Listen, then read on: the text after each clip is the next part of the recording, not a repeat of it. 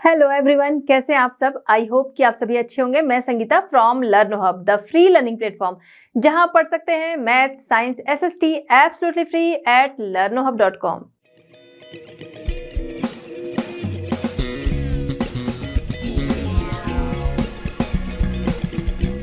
बच्चों, आज हम डिस्कस करेंगे आईसीएसई क्लास 10। टॉपिक हमारा है द यूनियन एग्जीक्यूटिव पार्ट 2।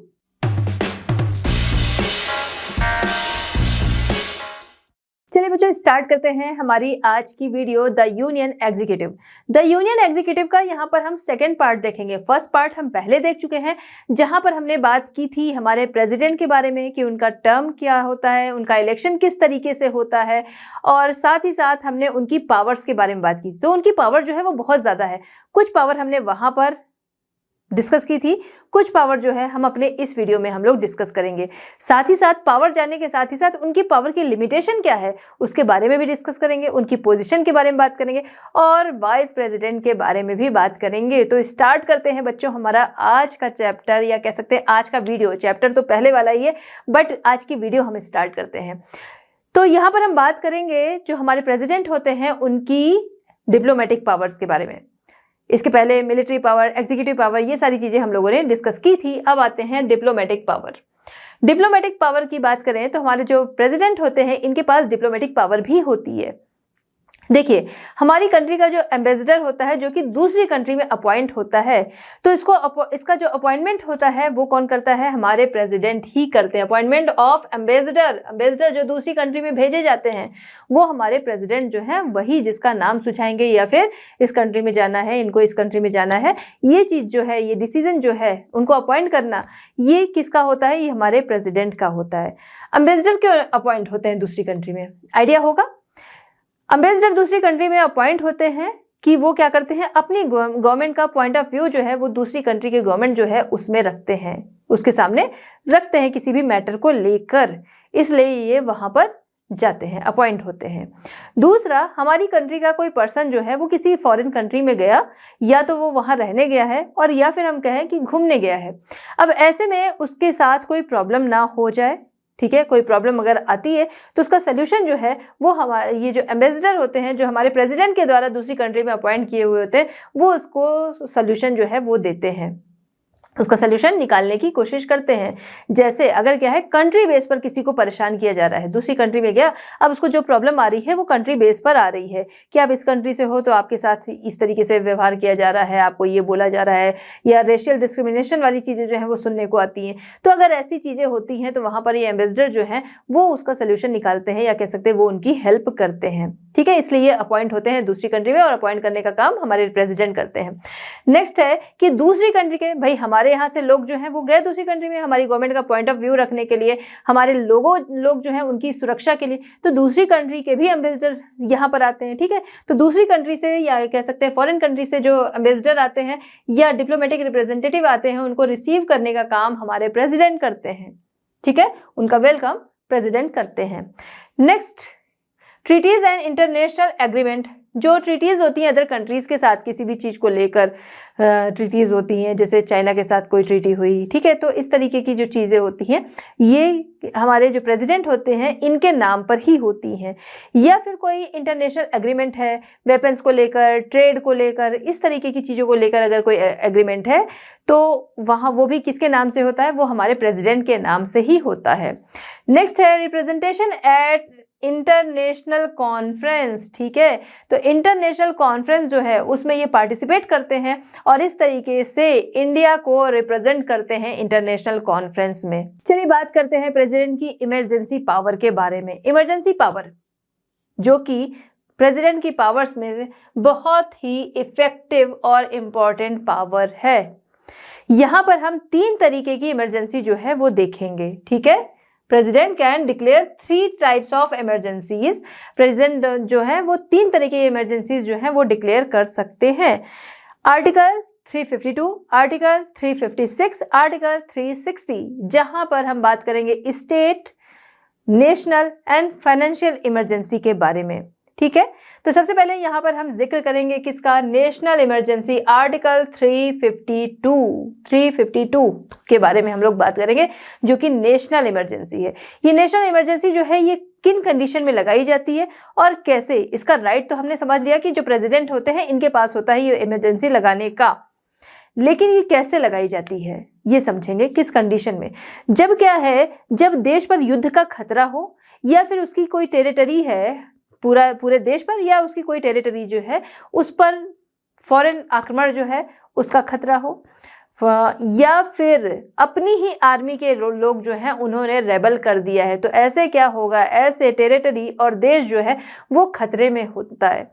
तो इस समय में जो प्रेसिडेंट होते हैं ये लगा देते हैं नेशनल इमरजेंसी, जहां पर जो पब्लिक होती है, सिटीजन होते हैं, उनके फंडामेंटल राइट्स जो हैं वो थोड़े से लिमिटेड हो जाते हैं। अभी क्या है, बिल्कुल हर चीज़ में हमें क्या है, उनमें फ्रीडम मिली है, वो उसको लिमिटेड कर दिया जाता है। अब ये नेशनल इमरजेंसी वाली कंडीशन जो है जब ये सामने आती है, जो अभी हमने समझा कि ऐसी ऐसी कंडीशन में नेशनल इमरजेंसी लगाई जाती है, तो ये नेशनल इमरजेंसी क्या राष्ट्रपति जो है जब उनको लगता है डायरेक्ट लगा देते हैं? नहीं। जब यूनियन कैबिनेट, जिसको कि हमारे जो है वो हेड करते हैं, वो क्या करते हैं, वो रिटन में रिक्वेस्ट करते हैं। सिर्फ बातों में नहीं कि मीटिंग हुई और बात की और फिर उसके बाद नेशनल इमरजेंसी लग जाए, नहीं, वो रिटन में क्या करेंगे, रिक्वेस्ट करेंगे, तब फिर प्रेसिडेंट जो हैं वो नेशनल इमरजेंसी लगाते हैं, declare in the whole of India और a part of its territory. ठीक है, तो नेशनल इमरजेंसी लगाई जाती है या तो पूरी कंट्री पर या उसकी किसी टेरिटरी के पार्ट पर या टेरिटरी पर। ठीक है, अब यहाँ पर किस तरीके से लगाई जाती है वो प्रोसेस हमने देख लिया कि यूनियन कैबिनेट जो है उनके रिक्वेस्ट पर, और वो रिक्वेस्ट कैसी होती है, रिटन में होती है, तभी प्रेसिडेंट जो है वो नेशनल इमरजेंसी लगाते हैं। अब नेशनल इमरजेंसी जब ये लगा देते हैं तो 1 मंथ के अंदर पार्लियामेंट के दोनों हाउसेस से परमिशन मिल जानी चाहिए। ठीक है, कि हाँ नेशनल इमरजेंसी जो है वो लगाई जानी चाहिए। तो अगर परमिशन मिलती है तब इसको आगे 6 मंथ के लिए एक्सटेंड किया जा सकता है। 1 मंथ के अंदर दोनों हाउसेस जो हैं उनकी तरफ से हामी होनी चाहिए नेशनल इमरजेंसी के लिए। ठीक है, इसके बाद 6 मंथ तक जो है ये चलता है। इसके बाद दोबारा से यहाँ पर क्या है कि फिर से सेशन होगा और फिर से यहाँ पर अप्रूवल जो है दोनों हाउसेस जो है उनसे मिलेगा, फिर वो इमरजेंसी का टाइम जो है वो फिर एक्सटेंड किया जा सकता है अगले 6 मंथ के लिए फिर से। तो इस तरीके से नेशनल इमरजेंसी जो है वो उसका टाइम जो है वो बढ़ाया जा सकता है। 6 मंथ में अप्रूवल मिल गया, फिर 6 मंथ में अप्रूवल मिल गया, और इस तरीके से इसका टाइम जो है वो कितना भी बढ़ाया जा सकता है। ठीक है, इसकी कोई लिमिटेशन नहीं है कि 6 मंथ, 12 मंथ या फिर 18 मंथ, ऐसा नहीं है, इसकी कोई वो नहीं है। बस 6 मंथ के बाद इसमें अप्रूवल जो है वो चाहिए होता है। Can be impose for 6 month at a time, तो एक टाइम में 6 मंथ के लिए इम्पोज होता है, फिर से अप्रूवल लीजिए, फिर से उसको आगे एक्सटेंड करिए। तो यहाँ पर हमने बात किया था, इसकी वजह से क्या है, हमारे फंडामेंटल राइट जो हैं वो कुछ लिमिटेड हो जाते हैं, जैसे जगह जगह पर सभाएं करना, असेंबली हो गया, ठीक है, कुछ भी बोलने की आज़ादी, तो ये चीज़ें जो है इनको लिमिटेड कर दिया जाता है। क्यों? क्योंकि इन सब चीज़ों से जो हमारा जो खतरा है वो और ज़्यादा बढ़ने के चांसेस होते हैं। तो इसीलिए इस दौरान क्या किया जाता है, ये इमरजेंसी जो है वो लगा दी जाती है और लिमिटेड होकर फिर इंसान चलता है। हमारे देश में अगर हम बात करें कि क्या हमारे देश में ऐसी सिचुएशन आई है जब नेशनल इमरजेंसी लगी है, हाँ बिल्कुल। 1962 में चाइना के साथ युद्ध हो रहा था, उस समय में नेशनल इमरजेंसी लगी है, और इसके बाद भी हम देखते हैं नेशनल इमरजेंसी जो है वो लगाई गई है 1975 में, जो कि लगभग 21 मंथ तक, लगभग यानी कि 2 ईयर 21 मंथ तक ये लगी थी, 1975 से 1977 तक। ठीक है, तो इस तरीके से हमारे यहाँ पहले नेशनल इमरजेंसी जो है वो लग चुकी है। चलिए बात करते हैं स्टेट इमरजेंसी, या इसी को हम राष्ट्रपति शासन या प्रेसिडेंट्स रूल के नाम से भी जानते हैं, इसके बारे में जानेंगे। आर्टिकल 356 के अकॉर्डिंग जो हमारे राष्ट्रपति होते हैं उनके पास ये राइट होता है कि वो किसी स्टेट पर क्या करें, स्टेट इमरजेंसी जो है वो लगा दें या राष्ट्रपति शासन जो है वो लागू कर दें। ऐसे में क्या है, जो स्टेट गवर्नमेंट है उसका शासन नहीं चलता है, ऐसे में जो राष्ट्रपति है उसका शासन उस स्टेट पर चलता है। ऐसा कब होता है वो हम समझेंगे। अगर कोई स्टेट जो है, ठीक है, वहाँ पर कॉन्स्टिट्यूशनल मशीनरी जो है वो अस्त व्यस्त हो गई है, कॉन्स्टिट्यूशन मशीनरी जो है वो फेल हो गई है, यानी कि कॉन्स्टिट्यूशन जो है उसका वायलेशन हो रहा है, कोई उन चीज़ों को मान नहीं रहा है, दंगे हो रहे हैं, मारपीट हो रही है, मतलब कंडीशन जो है वो बहुत बुरी हो गई है और स्टेट गवर्नमेंट जो है वो उसको हैंडल नहीं कर पा रही है। कंडीशन स्टेट की ऐसी बुरी हो गई है कि उस स्टेट की जो गवर्नमेंट है वो उसको हैंडल नहीं कर पा रही है। ऐसे में उस स्टेट का जो राज्यपाल यानी कि गवर्नर होता है, उस स्टेट का जो गवर्नर होता है वो क्या करेगा, वो ऐसे में लिखित में जो प्रेसिडेंट हैं उनके पास कंडीशन के बारे में बताएगा कि ये सिचुएशन है, अब आप इसको हैंडल करिए। तो ऐसे में फिर जब जो प्रेसिडेंट हैं वो संतुष्ट हो जाते हैं, ठीक है, मतलब कि वो पूरा भाई इन्वेस्टिगेट करेंगे, अगर उन्हें लगता है कि हाँ यहाँ पर प्रेसिडेंट रूल की ज़रूरत है तो ऐसे में उस स्टेट का रूल जो है वो प्रेसिडेंट अपने हाथों में ले लेते हैं और इसी को हम कहते हैं राष्ट्रपति शासन। तब वहाँ पर उस स्टेट की गवर्नमेंट जो है उसका शासन नहीं होकर जो राष्ट्रपति हैं इनका शासन होता है, ठीक है।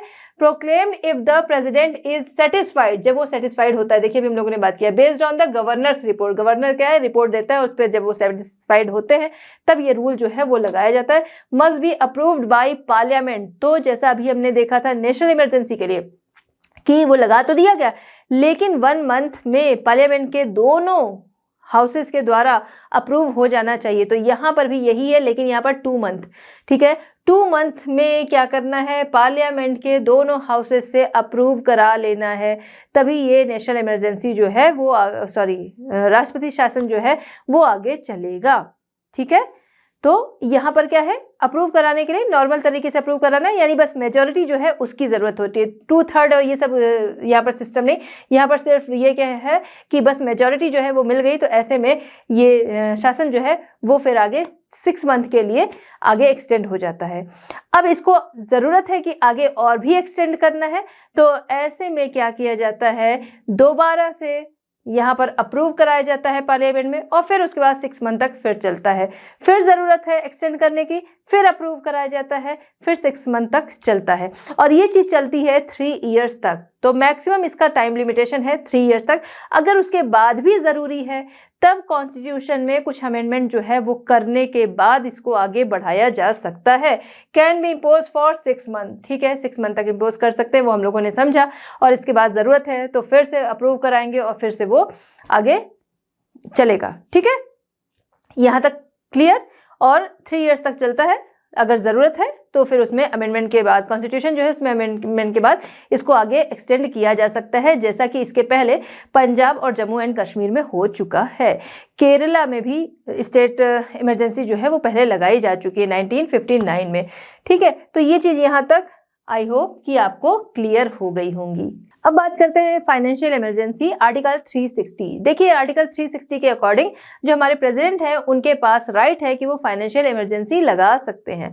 अभी फाइनेंशियल इमरजेंसी किन कंडीशन में लगता है, जब क्या है देश में फाइनेंशियल स्टेबिलिटी या फिर क्रेडिट फिजिबिलिटी जो है इसको खतरा है, तो इस कंडीशन में प्रेसिडेंट क्या करते हैं, फाइनेंशियल इमरजेंसी लगा देते हैं।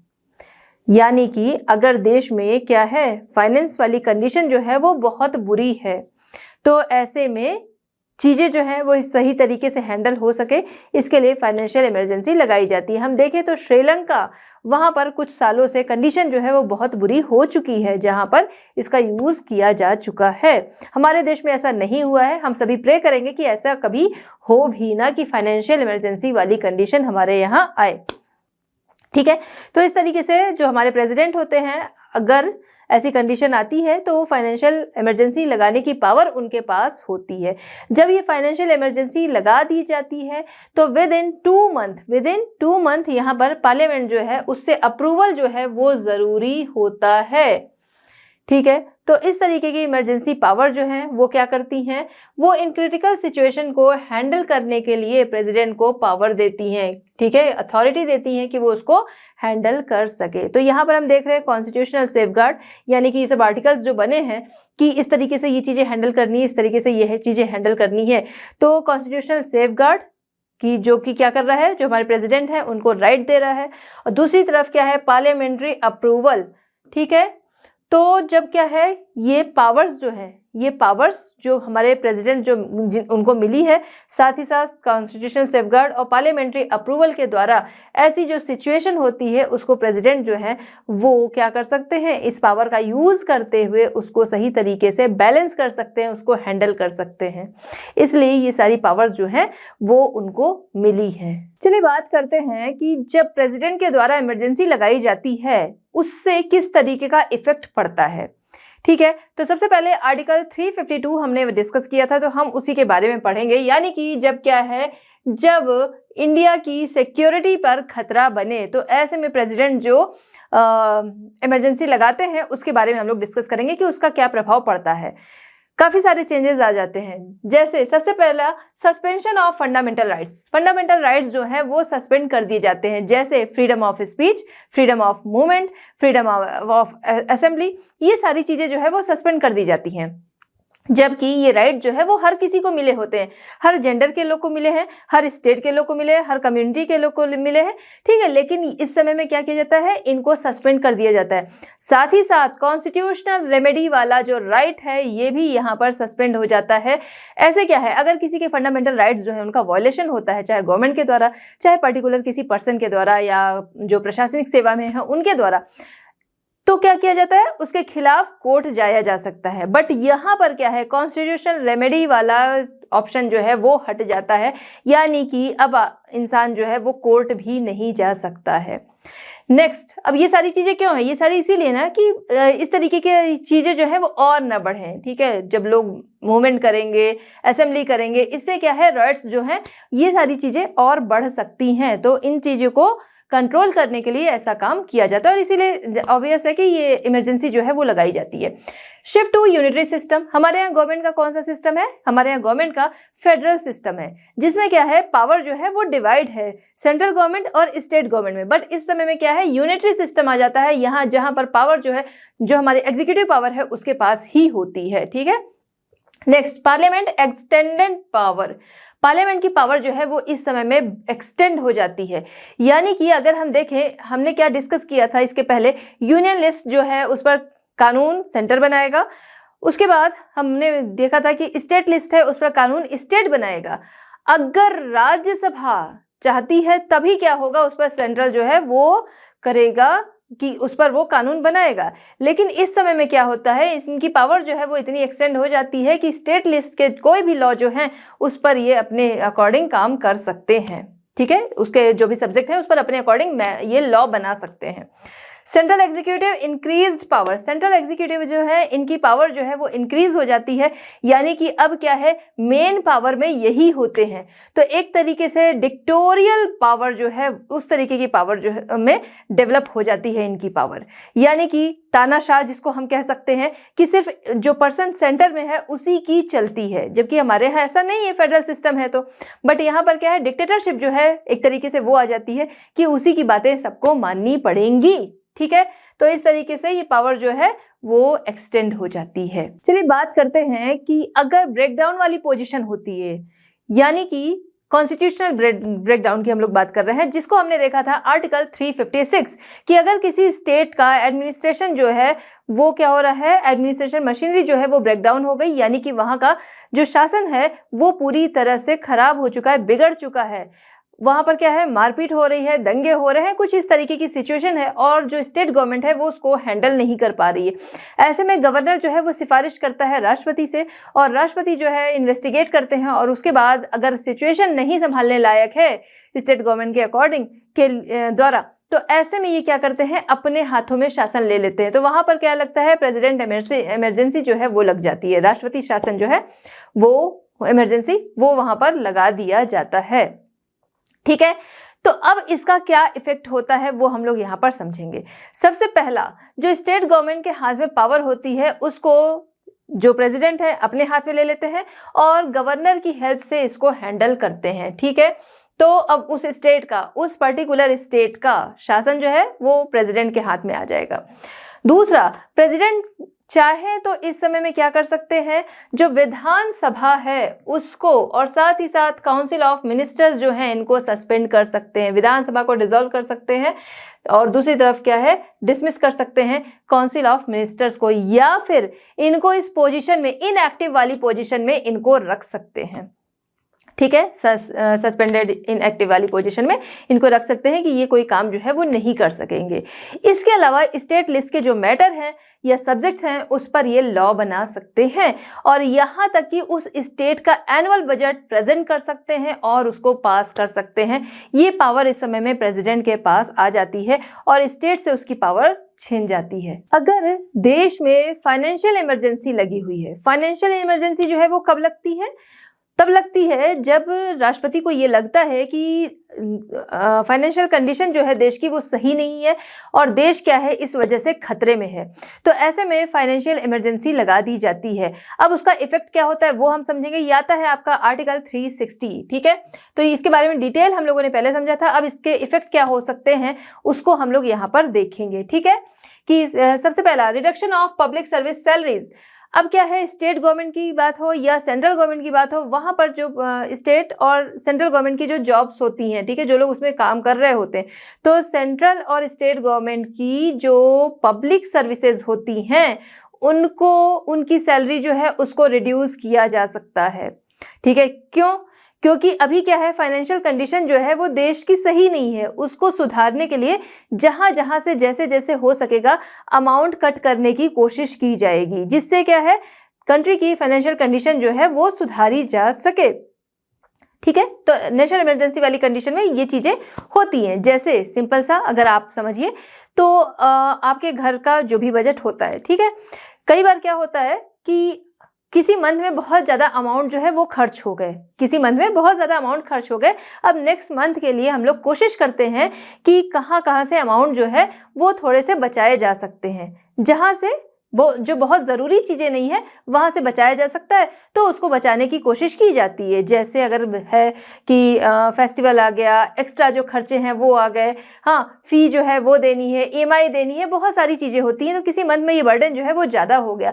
अब नेक्स्ट मंथ में कोशिश की जाती है कि हाँ जो अमाउंट है जहाँ पे भी खर्च करना है वो थोड़ा कम खर्च किया जाए। जैसे अगर कोई है कि मंथ में 1 टाइम या 2 टाइम मूवी जाता है, वो सोचेगा भाई मूवी की क्या ज़रूरत है, घर में भी देखी जा सकती है, तो वो क्या करेगा, उस मंथ में वो सोचेगा कि मूवी जो है वो नहीं जाते हैं, वो अमाउंट जो है वो बच जाएगा, छोटा ही अमाउंट वो बचेगा।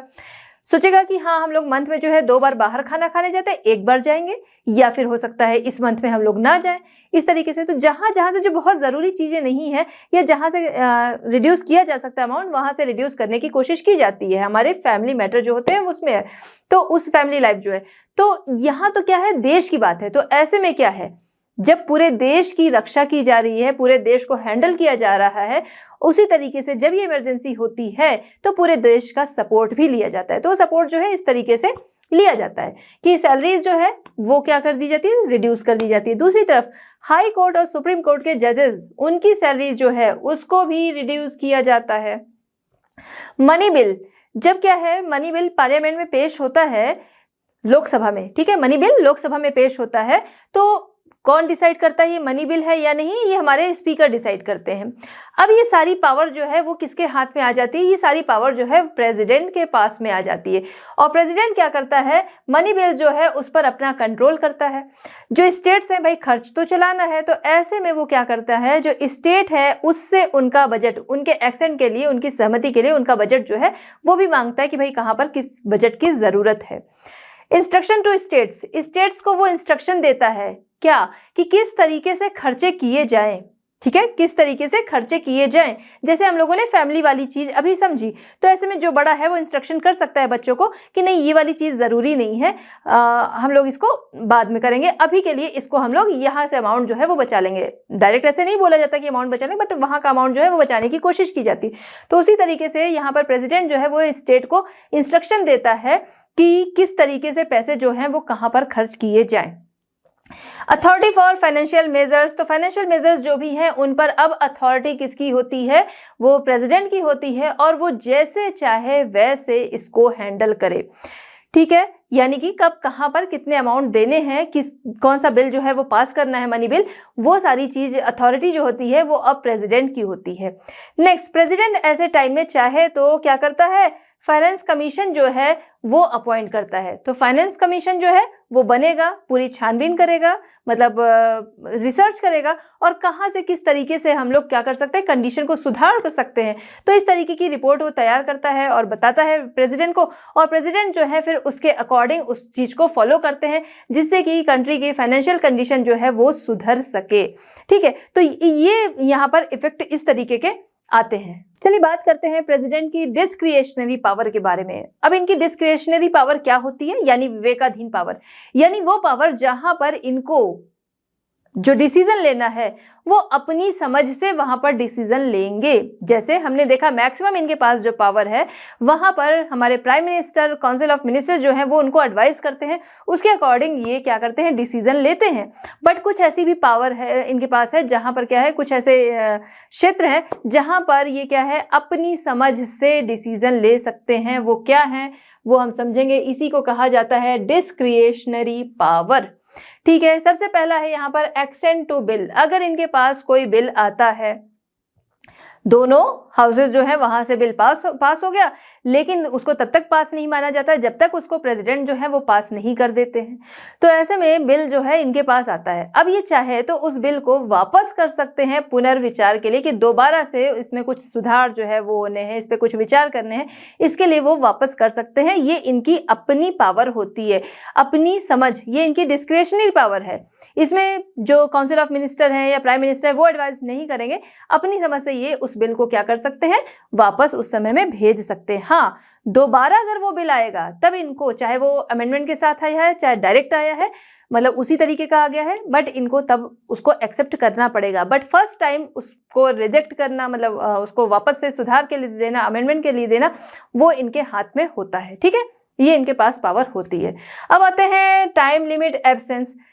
अच्छा, ये वाला जो हम लोगों ने बात किया, तो ये मनी बिल जो है उसमें ऐसा नहीं होता, वो इनको एक्सेप्ट करना होता है, क्योंकि मनी बिल वैसे भी जब हमारे फाइनेंस मिनिस्टर जो है वो पेश कर रहे होते हैं, वो इनकी सहमति से पेश कर रहे होते हैं। टाइम लिमिट एब्सेंस की बात करते हैं अब हम लोग।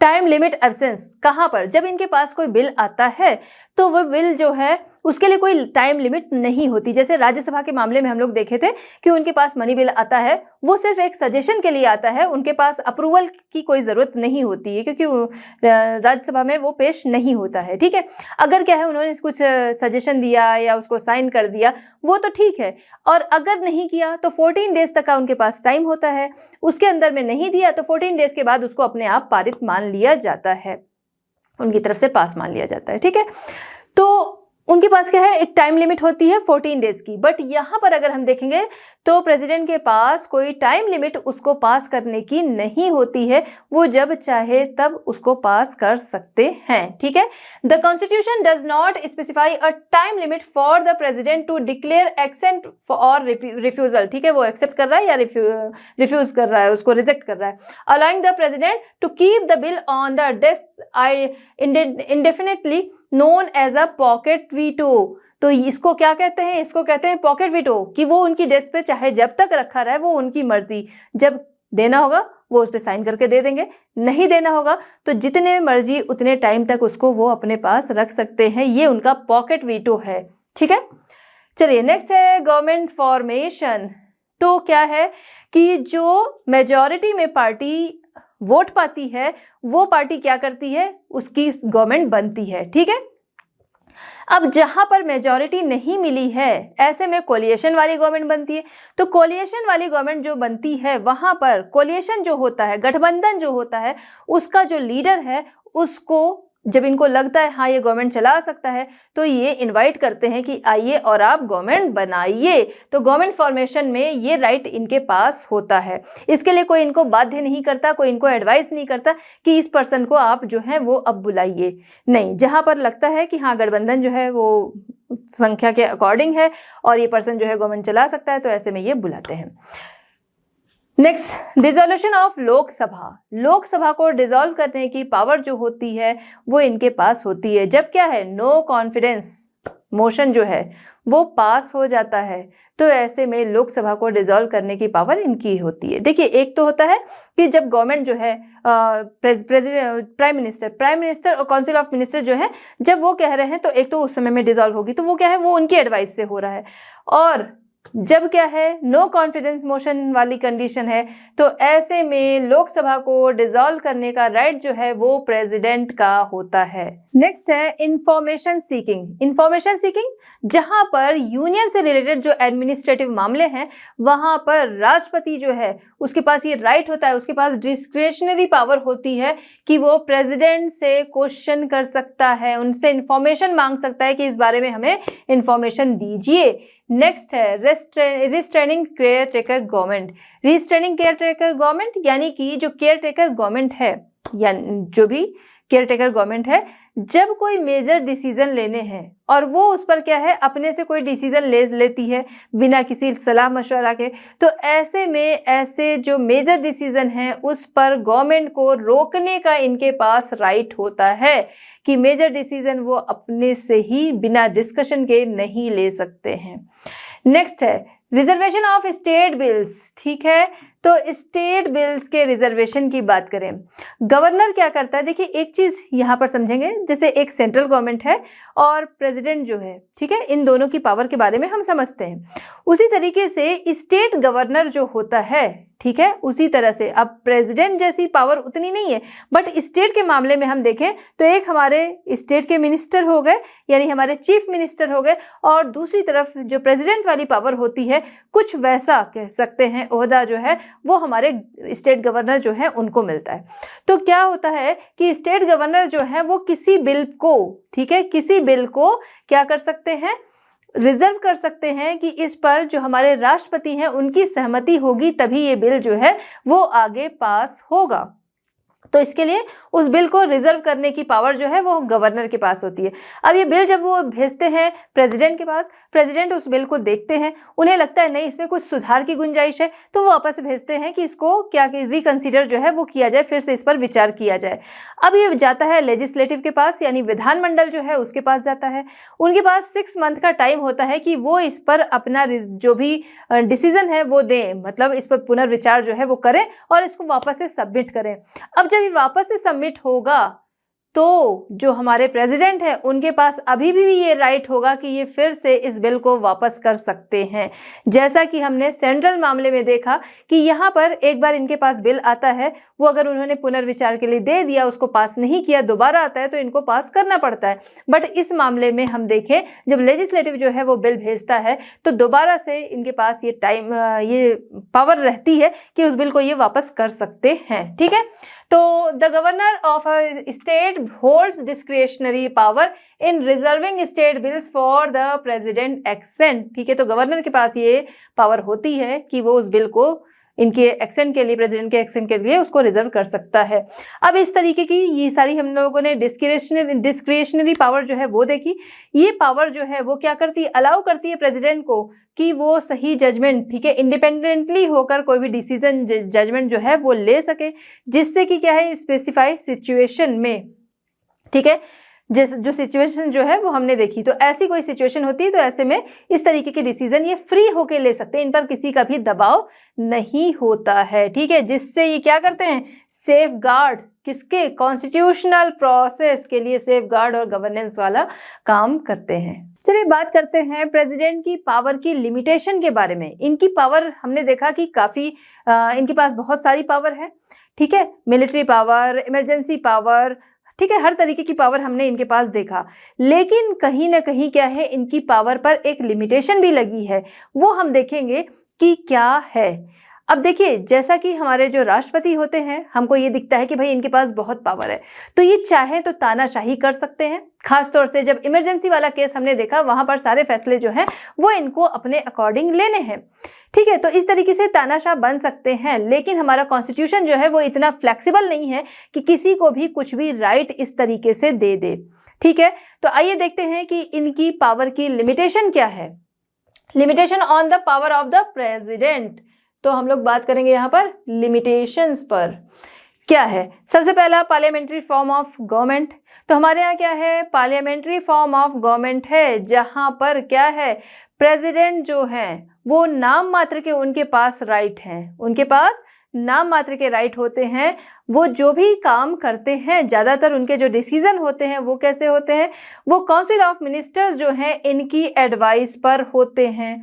जब ये एडवाइस करते हैं तब ये डिसीजन उस पर लेते हैं। एक चीज़, इनकी जो पावर है उसको चेक भी किया जा सकता है, या कह सकते हैं उस पर एक बाउंड्री जो है वो भी लगाई जा सकती है। किस तरीके से? ठीक है, जहां पर क्या है, पार्लियामेंट्री चेक की अगर हम बात करें, ठीक है, तो जहां पर इमरजेंसी पावर है, हम लोग बात कर रहे थे इमरजेंसी पावर, जिसको हमने देखा कि उस समय में डिसीजन जो है वो हमारे प्रेसिडेंट जो है वो ले लेते हैं, अपने अकॉर्डिंग चीज़ों को हैंडल करते हैं। लेकिन ये चीज़ कब तक रहती है? हमने देखा कहीं पर 1 मंथ, कहीं पर 2 मंथ के अंदर इनको क्या करना होता है, पार्लियामेंट से उसको पास कराना ज़रूरी होता है। अगर वो पास नहीं होता है तो ऐसे में वो पावर वहीं पर क्लोज हो जाती है। ठीक है, तो इस तरीके से इनकी जो पावर है उस पर पार्लियामेंट्री चेक जो है वो लगता है, यानी पार्लियामेंट उस पर एक सीमा जो है वो लगाती है। अगर उसने मंजूरी दी तो आगे चलेगा, मंजूरी नहीं दी तो नहीं चलेगा। इसके अलावा इम्पीचमेंट प्रोविजन की बात करें तो राष्ट्रपति पावर बहुत सारी है, लेकिन अगर इम्पीचमेंट वाली कंडीशन आती है, कहीं पर उनको दोषी पाया जाता है कॉन्स्टिट्यूशन के वायलेशन का, तो या अपना जो पद है, अपनी जो पोस्ट है उसके दुरुपयोग का, मिसयूज का, तो ऐसे में उन पर इम्पीचमेंट चलाया जा सकता है। ऐसा नहीं है कि वो सुपर पावर है कंट्री की और उन पर इम्पीचमेंट नहीं चलाया जा सकता है। ठीक है, तो इस तरीके से इनकी जो पावर की लिमिटेशन है उसको हमने यहाँ पर समझा। चलिए बात करते हैं position of the president. President जिनकी पोजीशन बहुत ही इंपॉर्टेंट है, प्रेसिडेंट जो first citizen of the India कहे जाते हैं, इनके पास बहुत सारी पावर है, लेकिन वो पावर जो है वो इनकी जो पावर है वो एक लिमिट में है। इस वजह से वो उनकी रियल पावर नहीं होती। रियल पावर कौन सी है? हमने देखा था जहाँ पर डिस्क्रिशनरी पावर जो है वो इनकी रियल पावर है। अदर जो पावर है, जैसे कोई भी डिसीजन लेना है तो वहाँ पर हम देखते हैं कि एडवाइजरी रोल जो होता है काउंसिल ऑफ मिनिस्टर्स, उनकी एडवाइस पर ये डिसीजन लेते हैं। प्रेसिडेंट जो कि बहुत ही डिग्निटी वाली पोस्ट है, डॉक्टर भीमराव अंबेडकर ने कहा था कि भारत का जो राष्ट्रपति होता है वो हेड ऑफ द स्टेट होता है, न कि एग्जीक्यूटिव। एग्जीक्यूटिव कौन होता है भाई? हमारे प्राइम मिनिस्टर जो है वो एग्जीक्यूटिव होते हैं। एग्जीक्यूटिव कौन है? जो उनकी मिनिस्टर्स हैं, काउंसिल ऑफ मिनिस्टर्स हैं, ये एग्जीक्यूटिव है। बट जो प्रेसिडेंट है ये एग्जीक्यूटिव नहीं होते, हेड ऑफ द स्टेट होते हैं। स्टेट यानी कि देश के वो हेड होते हैं, बट वो क्या है, एग्जीक्यूटिव नहीं है। जहाँ क्योंकि हमने देखा जो भी डिसीजन लेने होते हैं, जैसे कोई भी बिल जो है वो लाया गया, वो बिल ठीक है, पब्लिक के भले के लिए लाया गया है, सब कुछ है, लेकिन प्रेसिडेंट जो है वो चाहे तो उसको मना कर सकते हैं अगर रियल पावर उनके पास होती। बट रियल पावर उनके पास नहीं है। वो बिल उनके पास आता है तो वो सिर्फ इतना कह सकते हैं कि इसमें अमेंडमेंट करने की बात कह सकते हैं कि नहीं, इसमें ये सुधार जो है वो होना चाहिए, या फिर रिकन्सिडर की बात हो सकती है।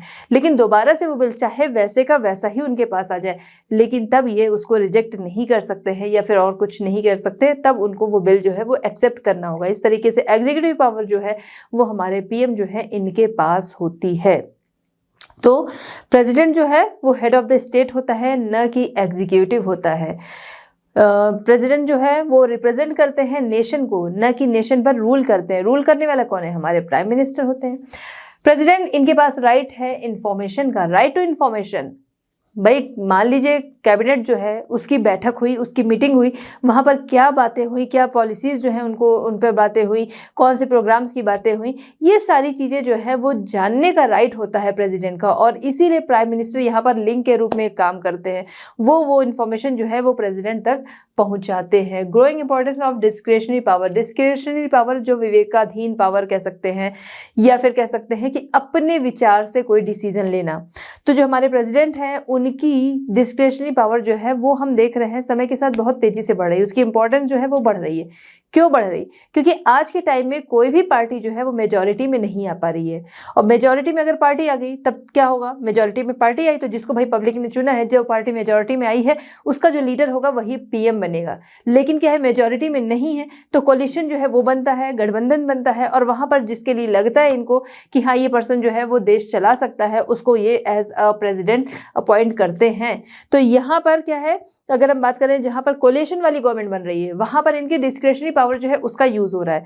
वहीं पर हम बात करें कि गवर्नमेंट जो है वो नॉर्मल तरीके से बन रही है, तब वहाँ पर इनकी डिस्क्रिशनरी पावर जो है वो काम नहीं आती है। वहाँ पर भाई जो मेजॉरिटी में वोट मिला है जिस पार्टी को, उसका जो लीडर है उसी को अपॉइंट करना पड़ता है। The president's position is one of the great dignity emphasizing the symbolic and advisory nature of the role within the constitutional framework। तो कॉन्स्टिट्यूशनल फ्रेमवर्क में अगर इनका रोल हम लोग देखा जाए तो कॉन्स्टिट्यूशनल फ्रेमवर्क में सिंबॉलिक एंड एडवाइजरी नेचर को एम्फेसाइज किया जाता है, उस पर जोर दिया जाता है। भाई ये क्या करते हैं, एडवाइस जो है वो देते हैं। सिंबॉलिक की बात करें तो ये नेशन को रिप्रेजेंट करते हैं और इस तरीके से प्रेसिडेंट जो है वो बहुत ही इंपॉर्टेंट रोल प्ले करते हैं इंडिपेंडेंट आवाज़ बनने में, देश की, देश को गाइड करने में ये बहुत ही इंपॉर्टेंट रोल प्ले करते हैं। चलिए बात करते हैं वाइस प्रेसिडेंट यानी कि उपराष्ट्रपति के बारे में। अभी करंटली हमारे उपराष्ट्रपति कौन है? जगदीप धनखड़ जी, है ना। तो आते हैं वाइस प्रेसिडेंट की बात करते हैं। वाइस प्रेसिडेंट, जब हमारे प्रेसिडेंट जो है वो एब्सेंट रहते हैं, उनके एब्सेंस में ये प्रेसिडेंट का रोल निभाते हैं, यानी कि प्रेसिडेंट के जो काम होते हैं वो संभालते हैं कौन? हमारे वाइस प्रेसिडेंट। उस रोल को ये एज अ प्रेसिडेंट प्ले करते हैं, ठीक है। अब बात करते हैं क्वालिफिकेशन कि जो पर्सन जो है वो वाइस प्रेसिडेंट बनना चाहता है उसके पास क्वालिफिकेशन क्या होनी चाहिए। भाई उसको चुना जाएगा जिस तरीके से, वो तो बात की बात हुई, बट उसके लिए अगर अप्लाई करना है पहले तो क्वालिफिकेशन वहाँ पर पता होनी चाहिए हमको, ठीक है। तो क्वालिफिकेशन की अगर हम बात करें, जो क्वालिफिकेशन हमने प्रेसिडेंट के लिए देखी वही क्वालिफिकेशन वाइस प्रेसिडेंट के लिए चाहिए होती है। क्यों? क्योंकि वही रोल इनको प्ले करना होता है उनके एब्सेंस में, इसलिए वो उनके पास क्राइटेरिया वही होना चाहिए। जैसे कि हमने देखा था एज क्राइटेरिया। एज क्राइटेरिया क्या होता है, वो क्या था वहाँ पर 35, तो 35 इनके लिए भी चाहिए। भारत का नागरिक होना चाहिए, इंसॉल्वेंट होना चाहिए, डिस्टर्ब माइंड का नहीं होना चाहिए, किसी भी लाभ के पद पर नहीं होना चाहिए। अच्छा, जहाँ पर भी हम लोग ये देखते हैं कि किसी भी गवर्नमेंट या स्टेट में क्या है, लाभ के पद पर नहीं होना चाहिए, यानी ऐसी कोई जॉब पर नहीं होना चाहिए। अगर कोई क्या है मिनिस्टर वगैरह है तो उसको लाभ के पद में नहीं गिना जाता, ठीक है। ये हो गया। अब इसके अलावा जो हमारे वाइस प्रेसिडेंट होते हैं, ठीक है, वाइस प्रेसिडेंट की हम लोग बात कर रहे हैं, जो हमारे वाइस प्रेसिडेंट होते हैं यही क्या होते हैं, यही राज्यसभा के चेयरमैन होते हैं। इसलिए इनके पास राज्यसभा के लिए काउंसिल ऑफ स्टेट की जो क्वालिफिकेशन होती है वो चाहिए होती है। तो वहाँ भी हमने देखा यही चीज़ें हैं, जैसे यहाँ पर मिली वो चीज़ वहाँ पर भी थी। और साथ ही साथ अगर एज क्राइटेरिया हम देखते हैं तो यहाँ पर 35 चाहिए होती है, राज्यसभा के लिए 30 चाहिए होती है, तो उसको ये पूरा करते हैं। चलिए बात करते हैं वाइस प्रेसिडेंट का इलेक्शन कैसे होता है। तो इलेक्शन में ज्वाइंट पार्लियामेंट जो है वो सम्मिलित होते हैं। ज्वाइंट पार्लियामेंट इलेक्शन है ये, जहां पर क्या है लोकसभा और राज्यसभा इनके लिए वोटिंग करेंगी। यहाँ भी क्या है कि नॉमिनेशन होता है, भाई लोग जो है अपने अपने नाम देते हैं जो इसके उम्मीदवार होते हैं। अब इसके बाद वोटिंग होती है, वोटिंग बैलेट पेपर से ही होती है, और जहां पर लोकसभा और राज्यसभा के मेंबर जो है वो वोट करते हैं। जो मेजॉरिटी में वोट पाता है उसको क्या है, उसको दावेदार घोषित, उसको विजेता घोषित किया जाता है, या कह सकते हो वो बनता है वाइस प्रेसिडेंट, ठीक है। ये ध्यान रखना है कि वहां पर हमने राष्ट्रपति जो है, ठीक है, हमारे प्रेसिडेंट जो है, वहां के इलेक्शन में हमने क्या देखा था, वहां पर हमने देखा था लोकसभा, राज्यसभा, लेजिस्लेटिव असेंबली, ये तीनों ही वोट करते हैं। बट यहाँ पर क्या है, सिर्फ लोकसभा और राज्यसभा करेंगे, लेजिस्लेटिव असेंबली इसमें इन्वॉल्व नहीं होता है, सिर्फ लोकसभा और राज्यसभा इसमें वोट करने आते हैं, ठीक है। अच्छा, सीक्रेट बैलेट पेपर से यहाँ पर वोटिंग जो है वो होती है। इसके अलावा नॉमिनेशन रिक्वायरमेंट्स की अगर हम बात करें तो वहाँ पर 50-50 का मैच था और यहाँ पर 20-20 का मैच है।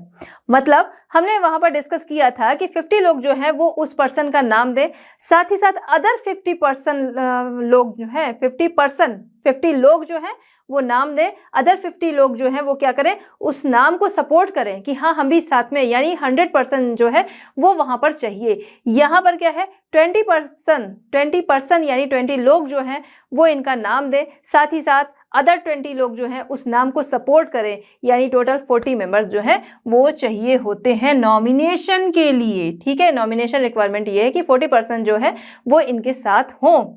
डिस्प्यूट रेजोल्यूशन, अगर क्या है डिस्प्यूट वाली कंडीशन आती है, जैसा कि हमने राष्ट्रपति वाले में भी देखा था, तो अगर डिस्प्यूट वाली कंडीशन आती है तो ऐसे में सुप्रीम कोर्ट जो है वो फैसला करती है। चलिए बात करते हैं वाइस प्रेसिडेंट के टर्म ऑफ ऑफिस, उनके कार्यकाल के बारे में। तो 5 ईयर का इनका कार्यकाल होता है, लेकिन इसके अलावा अगर हम बात करें तो रिमूवल प्रोसेस की बात पे आते हैं, तो इनको क्या है, इनके कार्यकाल से पहले भी हटाया जा सकता है। किस कंडीशन में? अगर इन्होंने खुद से रिजाइन किया हो, अपना रेजिग्नेशन लेटर जो है वो राष्ट्रपति के नाम से ये देते हैं, ठीक है, राष्ट्रपति को एड्रेस करते हैं अपना रेजिग्नेशन लेटर, उस वे में इनको क्या किया जा सकता है, हटाया जा सकता है। दूसरा, अगर क्या है, अपर हाउस यानी राज्यसभा के साथ मेजॉरिटी में इनके खिलाफ रेजोल्यूशन जो है वो पास हो जाए और लोकसभा में उसमें सिंपल मेजॉरिटी से लोग जो हैं वो अग्री हो जाएं, तो इस कंडीशन में इनको क्या किया जा सकता है, रिमूव किया जा सकता है इनकी पोस्ट से। चलिए बात करते हैं वाइस प्रेसिडेंट के फंक्शंस के बारे में, उनकी पावर के बारे में, ठीक है। तो फंक्शंस पावर या powers of the vice president of India, ठीक है, तो इनके फंक्शंस एंड पावर जो है वो समझेंगे। देखा जाए तो मेन क्या है, जो हमारे प्रेसिडेंट होते हैं वो अपना काम कर रहे होते हैं, तो ऐसे में इनका बहुत ज़्यादा रोल वहाँ पर नहीं होता, बट इनका इम्पॉर्टेंट रोल कहाँ पर होता है, इम्पॉर्टेंट रोल इनका होता है राज्यसभा में। राज्यसभा में जहाँ के ये क्या होते हैं, चेयरमैन होते हैं और राज्यसभा को उसी तरीके से हैंडल करते हैं जैसे कि लोकसभा में स्पीकर जो है वो हैंडल करते हैं, उसी तरीके से यहाँ पर ये एक्ट करते हैं, ठीक है। Act as the ex officio chairman of the Rajya Sabha के एक्स ऑफिसियो की तरह, चेयरमैन की तरह ये काम करते हैं, मतलब वही इनकी पोस्ट ही होती है। Vice president receive a salary, इनकी सैलरी जो है वो क्या होती है, 4 लाख पर मंथ इनकी सैलरी होती है। साथ ही साथ इनको other facilities, allowances and other facilities जो है ये मिलती हैं। कास्टिंग वोट हमने पहले भी डिस्कस किया था कि क्या है, टाई वाली सिचुएशन में जो स्पीकर होता है वो क्या करता है, कास्टिंग वोट, वो एक वोट करता है जिससे कि वो टाई वाली कंडीशन जो है वो इम्प्रूव होती है, यानी टाई की कंडीशन वो तब नहीं रह जाती है, उसे कहते हैं कास्टिंग वोट। तो ये कास्टिंग वोट का जो राइट है राज्यसभा में वो होता है इन चेयरमैन के पास, जो कि हमारे वाइस प्रेसिडेंट होते हैं। नेक्स्ट, अगर क्या है, ये वाइस प्रेसिडेंट जो हमारे होते हैं यही क्या होते हैं, राज्यसभा के एक्स ऑफिसियो चेयरमैन। तो यहाँ पर जब क्या है, ये चेयरमैन नहीं होते, राज्यसभा के चेयरमैन नहीं होते या के कहीं गए हुए हैं, तबीयत नहीं सही है, जो भी है, तो इनके एब्सेंस में डिप्टी चेयरमैन जो है वो इनका रोल प्ले करते हैं। बच्चों, यहाँ पर हम लोग अपना चैप्टर कंप्लीट करते चल रहे हैं, बट अगर आपके कोई भी डाउट्स हैं साइंस, मैथ, एसएसटी को लेकर, तो अपने डाउट आस्क क्वेश्चन सेक्शन में आप हमसे पूछ सकते हैं। चलिए बात करते हैं फंक्शंस या फिर powers of the vice president of India. Vice president of India के पावर और फंक्शन के बारे में हम लोग यहाँ पर जानेंगे। देखिए, वाइस प्रेसिडेंट जो है उनका मेन काम यहाँ पर आता है, एक तो वो एक्स ऑफिसियो ऑफ राज्यसभा होते हैं।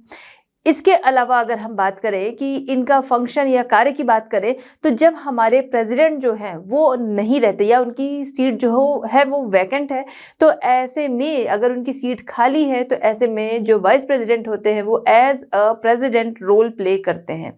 यानी कि मान लीजिए प्रेसिडेंट जो है वो किसी दूसरी कंट्री में गए हुए हैं, फॉरेन कंट्री में गए हैं, और यहाँ पर राष्ट्रपति जो है उनके काम की ज़रूरत है, तो यहाँ पर राष्ट्रपति का रोल जो है वो हमारे जो वाइस प्रेसिडेंट हैं वो प्ले करते हैं, या उपराष्ट्रपति कह लीजिए, वो प्ले करते हैं।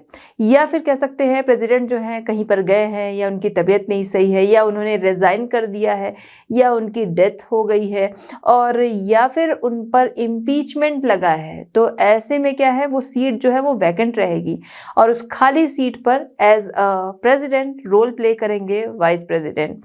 लेकिन यहाँ पर यह भी ध्यान रखना है कि उनके एब्सेंस में तो काम करेंगे ये, लेकिन यहाँ पर ये जो रोल होता है इनका टेम्पररी होता है। टेम्पररी होता है मतलब मैक्सिमम टू मैक्सिमम 6 मंथ तक ही वो इस रोल को प्ले कर सकते हैं लगातार। इस 6 मंथ के अंदर ही दूसरा प्रेसिडेंट जो है वो चुन लिया जाना चाहिए। जैसे यूएसए की बात करें, यूएसए में क्या होता है कि वहाँ पर अगर ऐसी कोई कंडीशन आती है कि मान लीजिए जो प्रेसिडेंट है उन पर इम्पीचमेंट जो है लग गया, या उन्होंने रिज़ाइन किया, या फिर कह सकते हैं उनकी डेथ हो गई, अगर ऐसी कंडीशन है तो ऐसे में क्या है, प्रेसिडेंट जो है उनकी पोस्ट खाली हो गई। अब उस खाली पोस्ट पर आते हैं vice president, as a president वो रोल प्ले करते हैं। लेकिन जो भी प्रेसिडेंट पहले था, ठीक है, अभी तो क्या है वाइस प्रेसिडेंट आया, लेकिन पहले प्रेसिडेंट था उसका जितना कार्यकाल अभी बचा है, जितना टर्म बचा है, वो पूरा वो वाइस प्रेसिडेंट जो है वो कंप्लीट करता है उतना टाइम। बट अपने यहाँ क्या है, अपने यहाँ विद इन 6 मंथ जो है दूसरा प्रेसिडेंट जो है वो चुन लिया जाना चाहिए। इस तरीके से इनका ये जो रोल होता है वो टेम्पररी होता है। तो बच्चों इस तरह हमारा ये चैप्टर कंप्लीट होता है। मिलते हैं next chapter at Learno Hub. Learno Hub free है पर बेस्ट है।